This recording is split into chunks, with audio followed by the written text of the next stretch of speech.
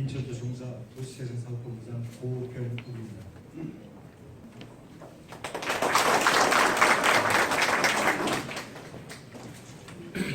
이곳에서 보기엔 유물이 나왔다는 거 아침 신문 보셨나요? 제가 여기 오기 전에 3층에 들러서 그 유물들을 봤더니 상당히 품격도 있고 상태도 좋고요. 상당히 이렇게 보기하는 것인지 즐거운 것인지 물관 역사를 갖고 있는 검단의 터를 저희가 소중하게 다뤄서 서구의 새로운 도시문화를 만들어나가고 있는 검단 신도시 조성 사업에 대해서 짧은 시간이지만 핵심적인 사항을 간단히 말씀드리겠습니다.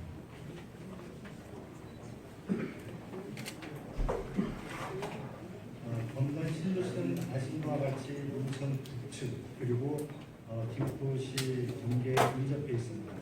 전철로 서울역까지는 40분, 그리고 인천공항까지는 약 30분이 소요되고 승용차로 서울역까지 1시간 이내 소요되는 서울에서 아주 가까운 곳이라서 향후에 이 서울 지역에서도 많은 인구가 유입될 것으로 보여지고 이로 인해서 서울 지역의 경제 활성화에도 상당히 도움이 되리라고 생각을 하고 있습니다. 위치는 원당 당하 마전 블록은 1원에 338만 평입니다. 2007년에서 2023년까지 사업기간을 갖고 있고요. 총 사업비 10조 6천억 원에 인천도시공사하고 LH공사가 각각 50%씩 공동 부담해서 공동사업을 시행하고 있습니다. 계획 인구는 18만 3천 명이고 7만 5천 세대가 계획되어 있습니다. 이것은 신도시 1기가 고밀 개발이 되어 있었고요. 신도시 2기가 중점유로 되어 있는데 저희 검단 신도시는 중밀도 개발로 보시면 되겠습니다.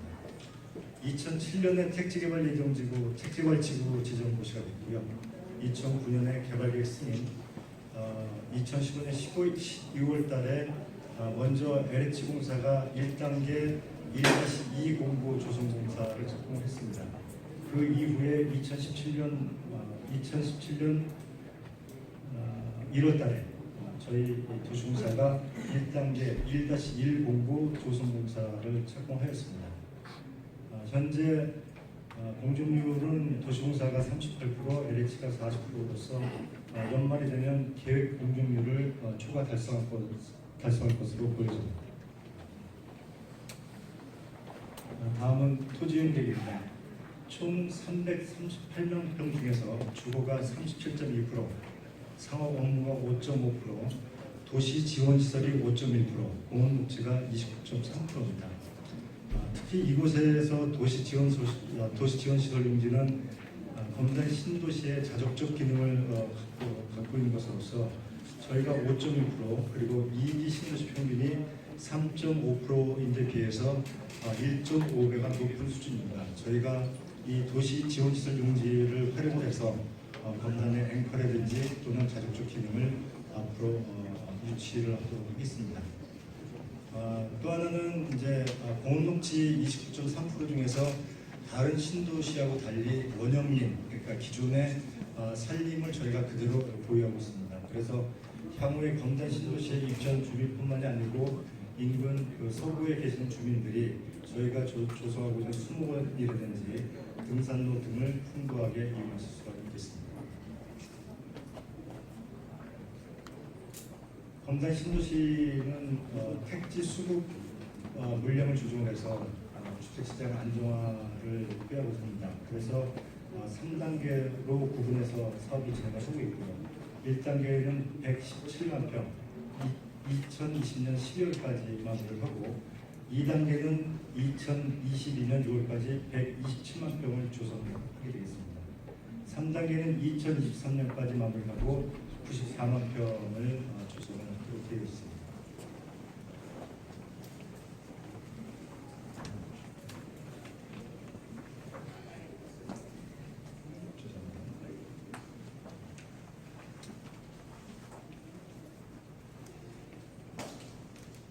검단 신도시는 기존 신도시와 달리 차별적인 도시 핵심 기능을 갖고 있습니다. 역시 이것이 검단 신도시가 앞으로 새로운 문화를 만든다든지 검단 신도시의 어떤 핵심 기능을 유치하는 그런 이제 기초적인 작업이라고 이렇게 보시면 되겠습니다. 인간, 환경, 기술이 상생하는 넥스트 시티를 조성하는 기본 목표를 갖고 있습니다.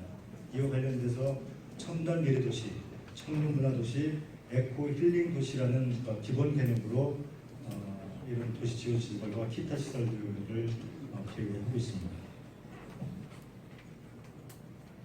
첨단 미래 도시는 커넬 컴플렉스와 스마트 워크비전, 에코 힐링 도시는 휴먼 에너지 타운과 인간 중심의 생태 루트 네트워크. 이곳에 계신 분들이나 또는 서구에 계신 분들이 저희가 아라뱃길이나 키타 주변의 생태 환경적으로 이렇게 움직일 수 있는 별도의 네트워크를 저희가 구축하고 있습니다. 청년 문화 도시에는 넥스트 컴플렉스, 워라벨 빌리지가 계획되어 있습니다. 이렇게 6가지의 그 핵심 기능들은 단계별로 그림에서 보신 것과 같이 연차적으로 조성하도록 되어 있습니다. 먼저 첨단 미래도시의 커넬 컴플렉스는 2단계 조성하도록 되어 있습니다. 첨단의 도시환경과 자연환경이 어우러진 도심형 수변 특화단지입니다. 도입하고 된 시설은 복합상업시설, 수변상업 특화거리, 수변문화공원, 중앙호수공원입니다. 2단계에서 대규모의 저희가 중앙호수공원을 조성을 하고 그 주변에 커넬 컴플렉스를 조성하는 계획이 되겠습니다. 1, 2단계로 나누어서 조성되는 스마트 위더블입니다. 지식산업 육성 및 청년 일자리 창출을 위해서 4차 산업 성장 지원 스타트업 클러스터입니다. 청년들의 주거 안정과 청년들 일자리 창출을 위한 클러스라고 이렇게 보시면 되겠고요. 4차 산업 관련 부품 소재 단지, 그리고 스마트 공장, 첨단 물류 유통기지, 기업 지원센터 이런 것들을 저희가 유치하도록 하겠습니다. 에코 힐링 도시의 휴먼 에너지 타운입니다. 3단계의 마지막으로 조성되는 곳이고 단지에서 소비되는 에너지를 자체 생산하는 에너지 자격 시공 단지입니다. 아마 국내에서 선도적인 이 휴먼 에너지 타운으로 조성이 되리라고 이렇게 기대를 하고 있습니다. 제로 에너지 주거 단지라든지 스마트 주차장, 빗물 정원 네트워크, 그 밖에 여러 가지 각종 휴먼 에너지 타운에 맞는 시스템들을 도입하도록 하겠습니다.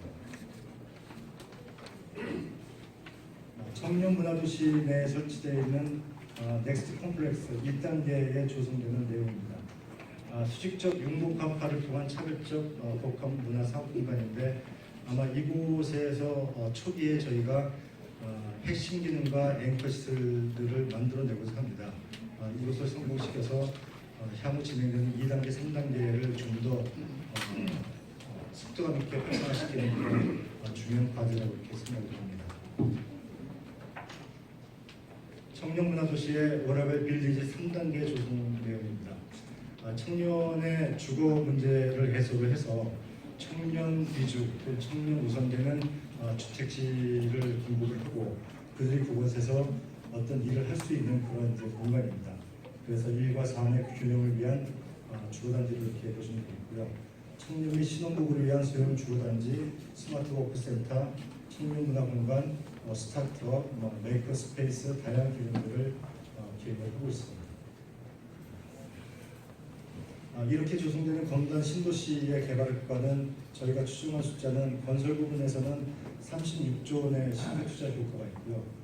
37만 명의 일자리 창출, 그리고 연간 지방세 2,500원의 세수 효과가 있습니다. 지난 3월달에 우리나라를 방문한 세계도시문화 포럼의 의장인 사이먼스 런던 문화부시장이 좋은 도시에 대해서 이렇게 얘기했습니다. 21세기 들어 성공한 도시들은 문화의 가치를 중시했다는 공통점을 지녔다라고 했습니다. 물리적인 특화 개발과 함께 검단 신도시가 높은 수준의 도시문화를 갖추어서 서구와 함께 발전할 수 있는 좋은 도시가 되도록 지속적이고 본질적으로 노력하겠습니다. 감사합니다. 소개받은 인천도시공사 대표입니다. 2008년부터 검단 신도시의 문화재 업무를 담당해 오고 있습니다. 검단 신도시의 그 문화재 업무는 기본적인 조사는 2009년에 종료가 되었고요. 그 결과를 가지고 땅속에 있는 대장문화재 조사를 2014년부터 현재까지 진행해 오고 있습니다. LH하고 저희하고 대충 50대 50으로 기관을 나누어서 사업을 진행하고 있는데요. 저희 인천도시공사의 전체 56% 정도 지역의 조사를 LH가 46%를 진행해 왔습니다. 검단의 1단계 지역, 도구로 말씀드리면 원당동하고 당화동은 작년 말에 모두 종료를 했습니다. 그리고 종료하고 개발 사업에 접촉이 되는 특별한 유적은 없었습니다. 그래서 현재까지 원활하게 조성 공사가 진행되고 있고요. 현재 진행되고 있는 것은 불로동하고 마전동, 검단의 2단계하고 3단계 조사가 현재까지 진행되고 있습니다. LH는 오늘 가을까지, 저희 인천도시공사 구간은 오는 9월까지 모두 종료될 예정이 있습니다. 저희 인천도시공사하고 LH는 총 5개 문화재 조사기관이 나누어서 조사를 하고 있는데요. 현재 4개 기관이 종료가 되고 오늘 인사를 드린 호남문화재연구원의 조사기관만 남아있습니다. 호남문화재연구원은 마전동과 불로동 지역을 조사하고 있는데요. 마전동 지역은 사실 조사가 다 완료가 되었습니다. 그러니까 3단계 지역은 거의 조사가 완료됐다고 말씀을 드릴 수 있고요. 지금 남은 구간은 불로동의 LH의 일부 구간하고 저희가 지금 마무리하고 있는 구간이 남았습니다. 현재까지 그 불로동과 마전동에서는 특별히 보존을 명령받은 유적은 있지 않습니다. 어제 오늘 인터넷과 신문 방송에 뜨겁게 달아오를 정도로 보도가 많이 된 것이 이 검단의 이제 조사 결과인데요. 그 결과는 5개 기관 검단의 1, 2, 3단계 모든 지역을 아우른 조사 결과가 아니고요. 호남문화재연구원에서 조사한 구간에 대한 것만도 그 정도의 양이 나왔다는 것입니다. 오늘 행사는 사실은 발굴의 그 절차와 규정에 따른 법적 행위로 진행이 되고 있습니다. 지난 5월달 저희가 불로동 지역에 대한 심의를 하는 과정에서 중요한 유적 인물이 확인되었기 때문에 지역 주민들에게 알리고 그것을 지역의 어떤 교육의 장이라든가 향후 또 이 지역에 대한 어떤 인물을 보존하고 교육하는데 활용했으면 좋겠다는 의견을 자문위원들이 주셨기 때문에 그래서 저희가 그걸 약속을 드렸습니다. 그래서 오늘 이 자리를 만들었고요. 많은 시민들이 모이는 자리이니만큼 검단 신도시에 대한 여러 가지 궁금증을 아울러 의견을 청취하고자 사업 설명회를 겸하게 한다는 말씀을 다시 한번 드리겠습니다. 오늘 문화재 보고와 관련된 내용은 총 30분이 예정되어 있는데요. 문화재 조사 실보고 20분, 그다음에 그 결과를 활용해서 저희가 신도시 조성에 어떻게 활용할까 하는 부분에 대해서는 10분 정도 예정되어 있습니다만은 활용의 부분은 지금 이제 기초적인 단계고 조사가 완료되면은 좀 더 정밀한 내용을 지역 주민들과 협의하고 지역의 문화단체라든가 환경단체와 협의해서 저희가 구체화하는 단계를 한 번 또 가질 생각입니다. 그래서 두 번째 예정되어 있는 그 활용에 대한 부분은 제가 담당하게 되어 있는데요. 생략하도록 하고요. 3층에 올라가서 인물을 보면서 질의응답으로 대신하겠습니다. 대신 본 발표에 해당되는 그동안의 조사 결과, 이번 조사 결과 보고는 호남문화재연구원에 조사한 것뿐만 아니라 2013년부터 5개 기관이 조사했던 총 내용을 요약 정리해서 설명을 드리는 내용이 되겠습니다. 아까도 말씀드렸습니다만 검단 지역이 선사시대 때부터 근대까지 양호한 주거 환경과 오랜 역사적 전통과 많은 인물을 배출한 그런 지역이라는 것을 사실 재상 확인하는 자리가 되겠습니다. 경청해 주셔서 감사합니다. 그러면은 마이크를 호남문화재연구원의 한수영 책임연구원께 맡기겠습니다.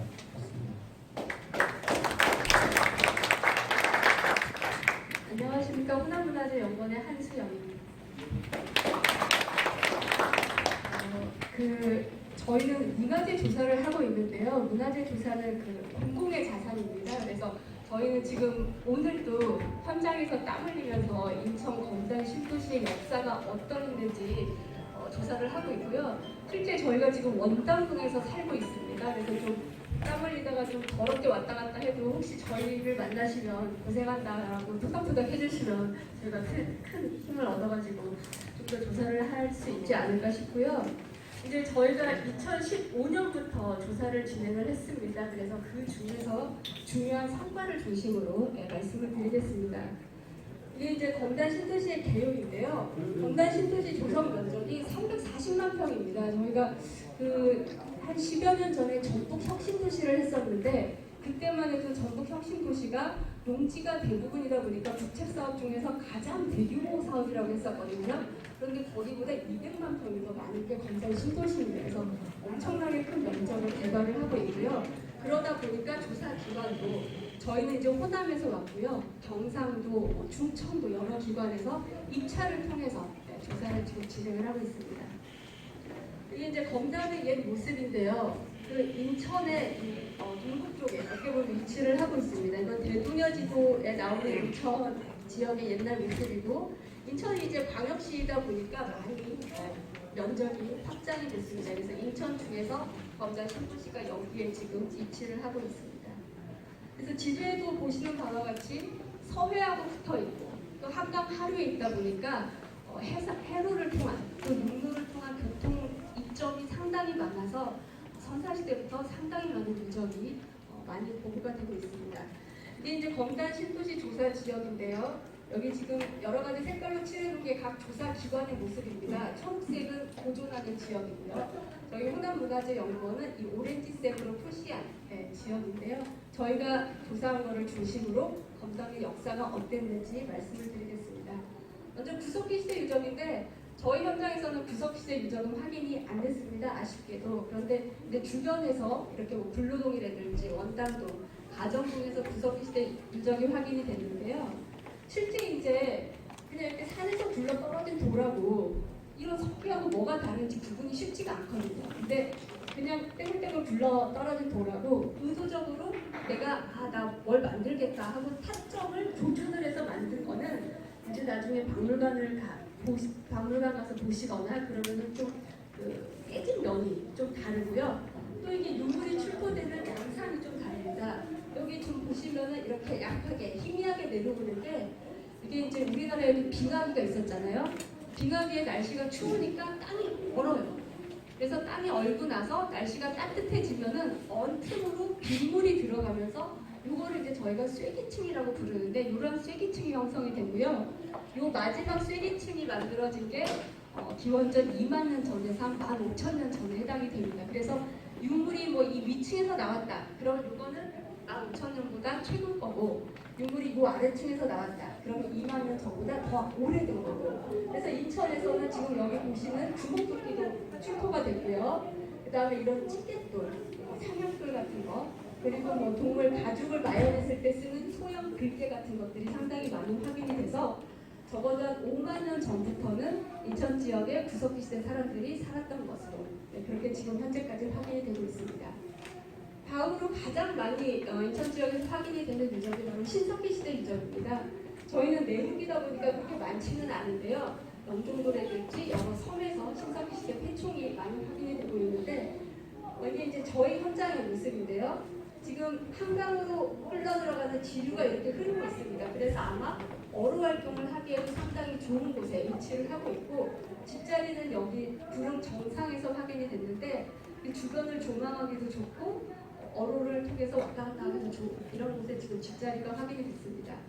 그래서 저희가 이제 조사를 하는데 유적이 있겠다 싶은 곳을 다 이제 장비를 통해서 걷어냅니다. 걷어내면은 지금 사진에 뚜렷하게 보이지는 않는데 여기는 이제 손을 안 댄 생땅이고요. 요 페인트로 칠한 요 안은 약간 좀 꺼뭇꺼뭇합니다.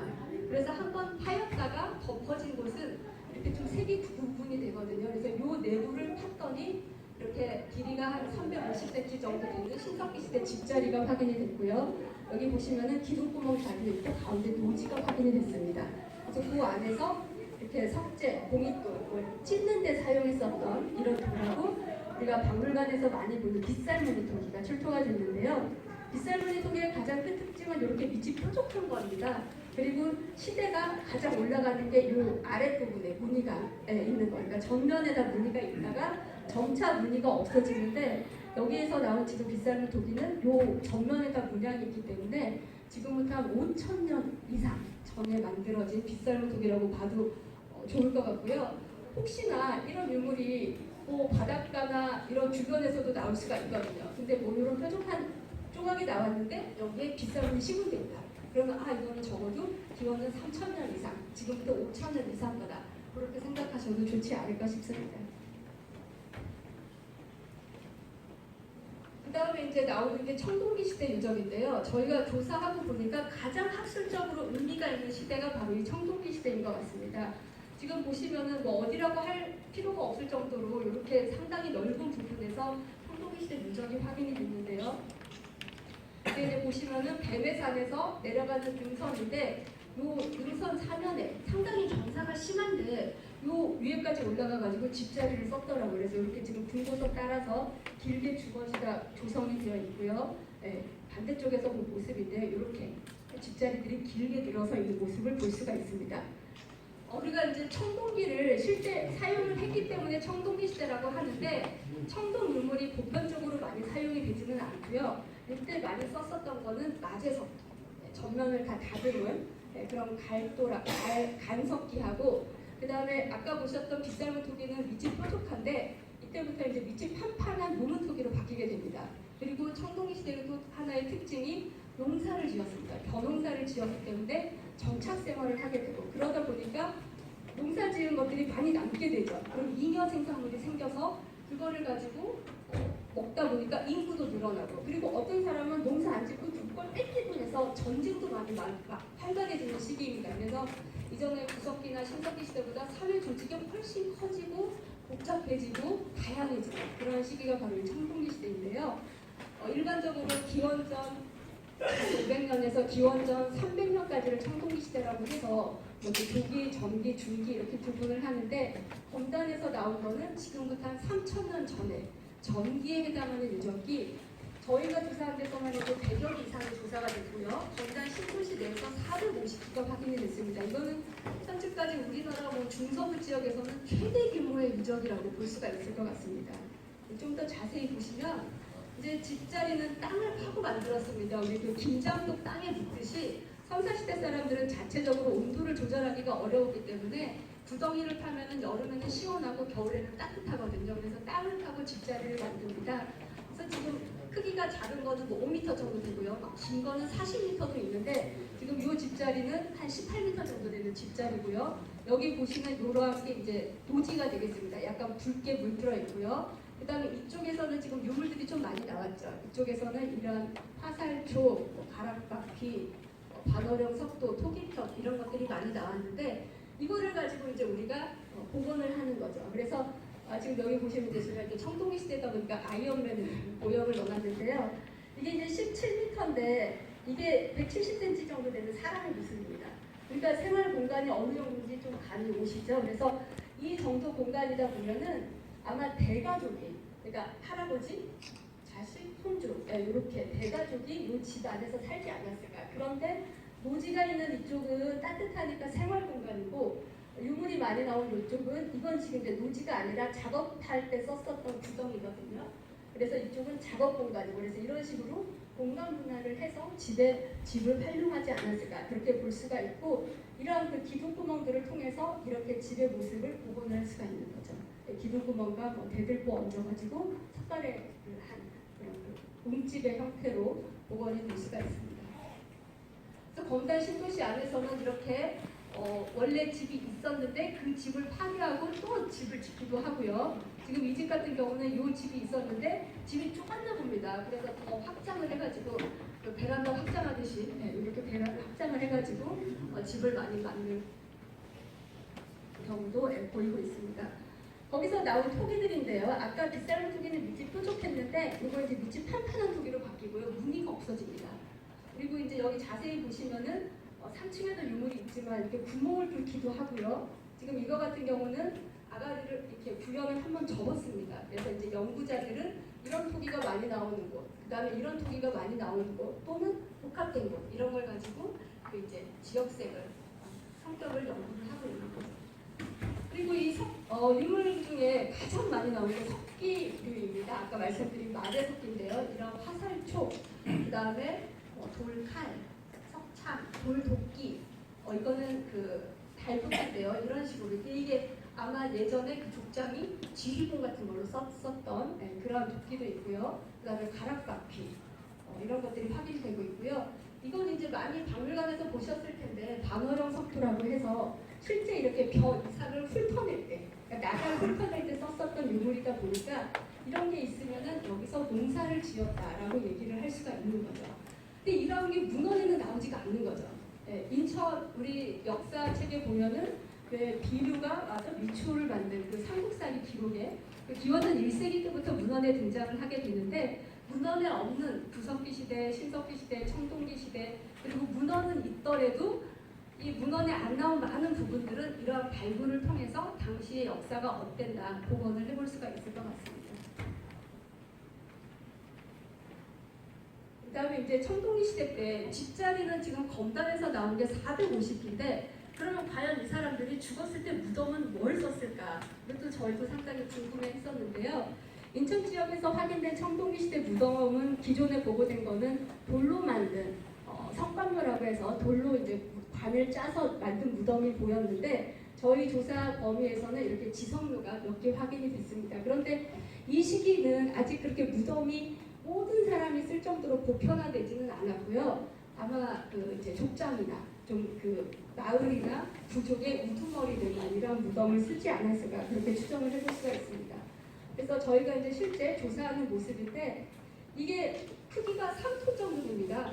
그러니까 이 3톤의 개석을 이 뚜껑돌을 끊으려고 하면은 적게는 수십 명, 많게는 수백 명의 인원이 필요하기 때문에 그 인원을 컨트롤할 수 있는 그런 지배자가 있었다라는 거죠.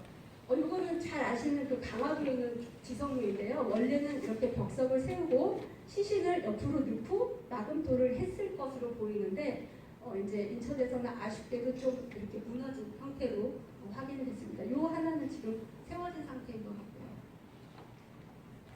그리고 이제 청동시대 다음에 약한 기원 후, 기원 3, 4세기 저희가 뭐 삼국시대 내지는 원삼국시대라고 부르는데요. 그때 이제 이런 그 주구를 돌린 무덤이 확인이 됩니다. 그래서 이 주구에 지금 여기 보시는 것들은 제사를 하고 나서 토기를 깬 그런 흔적들이 보이고요. 요 넓이가 13m 정도 됩니다. 그러니까 상당히 큰 마운드가 조성이 되는 거죠. 그리고 그 안에 목관을 넣고 시신을 넣는데 이미 관하고 시신은 썩어서 없어졌고요. 여기 보시면은 이제 자세히 보시면 여기 지금 길이가 거의 한 1m가 되는 큰 칼이 확인됐습니다. 당시의 칼은 요새식으로 하면 뭐 이렇게 국회의원 배지 같이 그러니까 그런 의례적인 역할도 하고 있고, 그러니까 권위를 상징을 하기도 하고, 물론 실제 사용도 했지만, 그러니까 우리나라가 기원전 뭐 2세기 때부터 철기를 제작을 했지만 실제 이렇게 뭐 1m나 되는 큰 칼을 절대 아무나 가질 수는 없는 거죠. 그래서 칼을 가지고 있었다라는 거는 그 지배자가 그 집단의 지배자라는 것을 상징을 하게 되고, 이 인천 지역에도 어느 정도 세력을 가진 집단이 있었다라는 것을 증명을 하게 되는 겁니다. 그래서 여기 보시면은 칼하고 창하고 같이 세트로 이렇게 부장이 된 모습을 볼 수가 있고요. 그 다음에 이제 많이 나오는 게 통일신라 시대 무덤입니다. 통일신라 시대 무덤은 돌을 짜가지고 이렇게 곽을 만들고 그 안에 나무 관을 넣는데 나무 관은 다 썩어서 없어졌고요. 여기 보시면 이제 호석이 둘러지기도 합니다. 우리가 그 경주 지역에 가서 보면 시기지신상 같은 호석이 둘러진 모습을 볼 수가 있는데 그런 형태의 전통이 남아서 이 경주 인천 지역에서도 이런 호석을 볼 수가 있고요. 지금 이런 토기들은 이제 신라의 영향을 받은 통일신라 시대 토기가 되겠습니다. 그리고 바닥에 이렇게 시신을 놓을 수 있는 관대 내지는 이렇게 시상대를 깔아가지고 요 위에다가 이제 시신을 놓은 거를 알 수가 있고요. 그리고 이제 또 특징적인 게 고려시대 석관묘인데요. 지금 이 무덤은 요만큼이 이제 내부인데 내부 길이가 한 2m 정도 되는 무덤인데 원래는 이렇게 지금 뚜껑돌이 남아 있고요. 시신은 이렇게 밑에서 옆으로 집어넣습니다. 그래서 이거를 우리가 보통 팽구식이라고 많이 하는데 이게 시신을 안치를 하고 이 앞에 돌을 막은 다음에 이제 무덤을 완성을 하게 되는데요. 이제 어제 뉴스에도 많이 나온 게 바로 이 석관 돌 던전 무덤이 되겠습니다. 여기 보시면은 이따가 3층에 올라가시면 위치가 대충 보이는데요. 지금 여기서 제가 봤을 때 이쪽 방향에서 무덤이 위치를 하고 있는데 능선의 한 중간 부분에서 확인이 됐고요. 실제 이제 이렇게 조사를 해보니까 뚜껑들도 다 없어지고 뭐 그렇게 크지도 않고 주변에서는 또 고려시대, 조선시대 토감료가 같이 나와서 뭐 별거 있겠나 하고 그냥 다른 무덤이겠거니라고 조사를 했는데 하다 보니까 이렇게 발치 쪽에서 청자 세트가 출토가 됐습니다.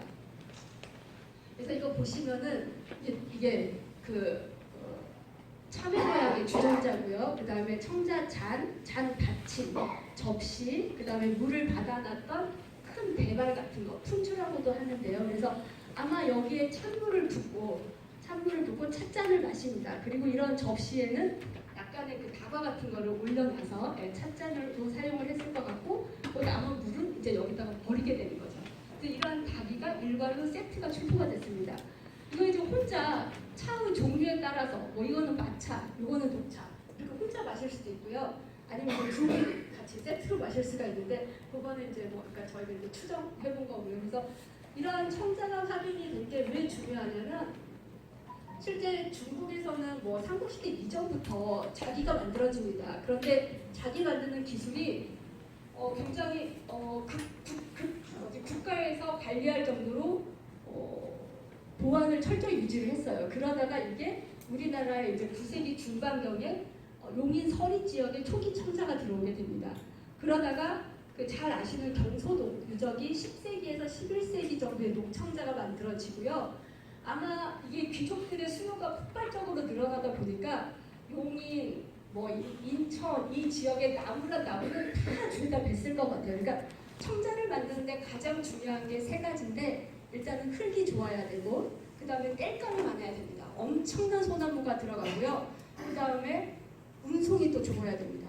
그 배를 통해서 이렇게 이동을 하는 시설이 잘 발달이 돼야 되는데 그러다 보니까 한 11세기경에는 국가에서 아예 청자를 이렇게 직접 관리를 합니다. 그래서 그때 이제 부각이 되는 지역이 잘 아시는 전남에 있는 강진하고 전북에 있는 부안인데 왜 그 두 지역이 청자의 중요 생산지가 되냐면 국가에서 이건 이제 고려사에 나오는 기록인데요. 국가에서 배를 만들거나 아니면 큰 건물을 만들기 위해서 수목장을 관리를 합니다.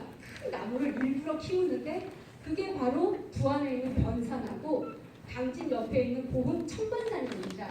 그래서 그 두 지역이 나무가 많으니까 그 지역을 중심으로 또 바닷가에 다 있으니까 그 항로를 이용해서 옮기기도 좋고 그래서 그쪽 지역에 청자를 집중적으로 만들게 되는데요. 지금 여기 보시는 청자들은 태토가 굉장히 좋고 그다음에 비색도 굉장히 좋습니다. 상태도 좋고 그래서 아마 그런 강진이나 부안에서 만든 도자기를 당시에 이제 개성이나 그러니까 왕실로 가지고 왔다가 이 돌아가신 분한테 하사하지 않았을까 내지는 이분이 굉장히 돈이 많은 재력가여서 돈 주고 사지 않았을까 뭐 그렇게 추정을 해볼 수가 있는데요. 일단 이제 유물을 가서 보시면은 이 주전자는 밑에 그 제작했을 때 만든 받침을 바로 떼어놓은 적이 그대로 남아있습니다. 이렇게 손으로 만지면 까칠까칠하게. 근데 이게 실제로 사용을 했으면은 상이 끓기니까 그 밑부분을 다듬었을 건데 그 부분이 남아있다는 거는 만들자마자 돌아가신 분한테 바로 부장한 거. 그러니까 사용도 안 하고 바로 부장했었던 것으로 그렇게 볼 수 있을 것 같습니다. 그리고 이제 이게 이제 고려시대하고 조선시대 널무덤인데요. 보통 50여 개 이상 이렇게 군집을 이루고 나오기 때문에 아마 종중의 무덤이지 않을까 이렇게 추정을 해볼 수가 있는 거고요. 그 다음에 역시 고려시대 널무덤에서도 이러한 청자 받침, 요즘은 청자 잔 이런 것들이 같이 공반이 되고 있습니다.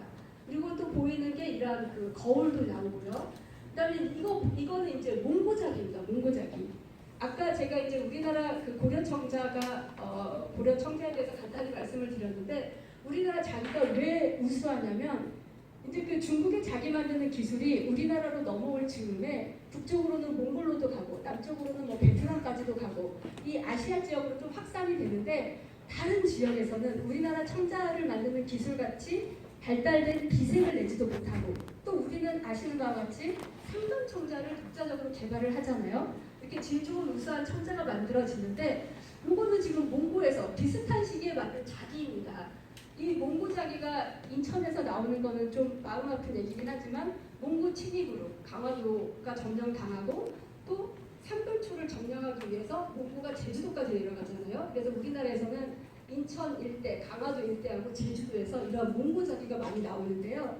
여기 보시면 이렇게 꼬다리가 달려 있습니다. 그래서 몽고족들이 기마민족이다 보니까 말이나 수레에 매달아 가지고 자기들이 먹을 음식이나 액체 같은 거를 담아 가지고 오는 거죠. 그래서 매달기 좋게 이렇게 항아리도 길쭉길쭉하고요. 동그란 게 아니라 그리고 매달려고 이렇게 고리가 달려 있는 이런 몽고 자기가 인천 지역에서도 많이 확인이 되고 있는데요. 유물은 3층에 전시를 했는데 우리 청자하고는 뭐 크기나 색깔이나 질이나 너무 비교할 수 없을 정도로 좀 차이가 많이 납니다.